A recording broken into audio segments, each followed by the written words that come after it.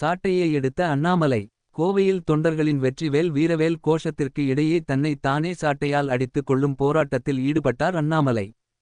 சென்னை அண்ணா யூனிவர்சிட்டியில் மாணவி பாலியல் வன்கொடுமைக்கு ஆளாக்கப்பட்டதை கண்டித்து 6 முறை சாட்டையால் அடிப்பதற்கு பதிலாக 8 முறை அடித்துக் கொண்டார். 9வது முறையாக அடித்துக் கொள்வதற்கு முற்பட்ட போது நிர்வாகிகள் ஓடிச் சென்று அவரை கட்டித் தழுவி நிறுத்தினர். தொடர்ந்து அங்கிருந்த பெண் நிர்வாகிகள் சாட்டையை தங்களிடம் தருமாறும் தங்களம் அடித்துக் கொள்கிறோம் என அவரிடம் கண்ணீர் மல்க கூறினர். முன்னதாக திமுக ஆட்சியில் இருந்தும் அகற்றும் வரை செருப்பு அணியப்போவதில்லை என சபதம் ஏற்றது குறிப்பிடத்தக்கது.